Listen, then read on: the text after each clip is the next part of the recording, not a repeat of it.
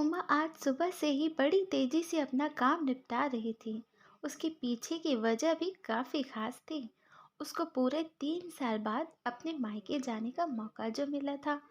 काम करते वक्त वह काफी रिलैक्स थी, क्योंकि सासू माँ ने उससे कहा था कि कुछ दिनों तक दीपा, जो उसकी ननद थी, नहीं आने वाली है।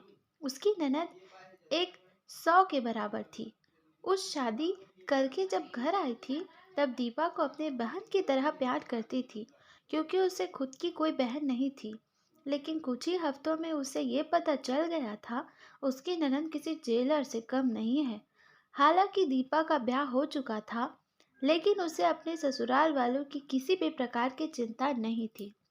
उसे जब जी करता था, वह अपने मायके चली आती और मायके वालों पर अपना हुक्म चलाती, खासकर अपनी भाभी पर। वह डिसाइड करती थी वहां पर क्या खाना पकेगा, कोई घूमने जाएगा कि नहीं, या जाएगा तो कहाँ जाएगा। दीपा ही थी जो हर बार उमा को किसी न किसी बहाने से अपने मायके जाने से रोक लेती थी।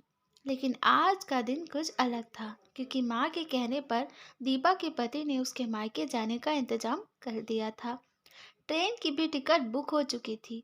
सारा काम खत्म करने के बाद उमा अपने पति के साथ अपना सामान लेकर घर के बाहर निकले ही थे कि सामने से दीपा आती हुई दिखाई दी।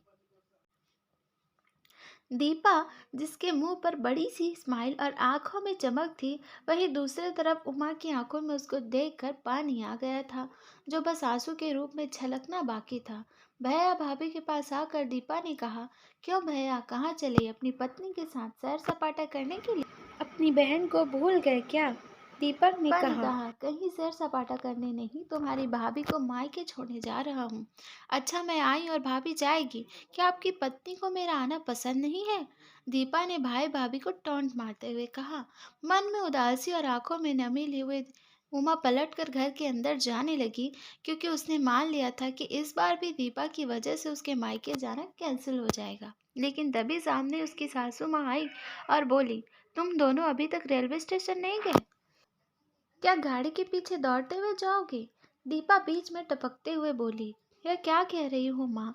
मैं आई हूँ और आप भाभी को मायके भेज रही हो? क्या अब आपका मैं इतनी खटकने लगी हूँ? माँ ने दीपा को डांटते हुए कहा, तेरा क्या है बेटा? तेरे लिए ये मायका थोड़ी है। यह तो तेरे लिए प्रवास स्थल है, जहाँ जब जी चाहे अपने ससुराल में बोरियत महसूस करे तो आ जाती है। लेकिन वह बेचारी तो ऐसा नहीं करती, बल्कि वह तो जब जाना चाहिए तब भी अपने मायके नहीं जाती। इसलिए उसको अभी मायके जाना बहुत ज़रूरी है। मैं तेरे या मेरे या किसी और की वजह से उसका इस बार मायके जाना बिल्कुल रद्द नहीं होने दूंगी। पहले यह बता तू, तो कुछ दिनों के लिए नहीं आने वाली थी ना, फिर कैसे आ गई? मैंने तो ऐसे ही कर दिया था। मैं देखना चाहती थी कि मेरे ना आने से भैया खुश होता है कि मुझे बुलाता है। दीपा ने कहा, हाँ हाँ, क्यों नहीं। कोई बुलाए या ना बुलाए, पर्यटन स्थल पर तो हर कोई जा सकता है।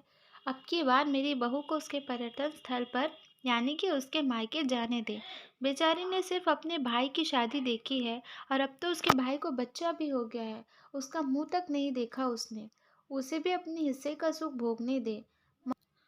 माँ ने दीपा को फटकारते हुए और उमा की साइड लेते हुए कहा। अपनी सास के मुंह से अपने लिए ऐसे शब्द सुनकर उमा की आंखें छलक गईं। उसने अपनी सास को गले लगा लिया। सास ने कहा, बहुत हो गया प्यार, जल्दी जाओ वरना ट्रेन छूट जाएगी। अपनी माँ का बदला हुआ रूप देखकर दीपा बहुत हैरान थी।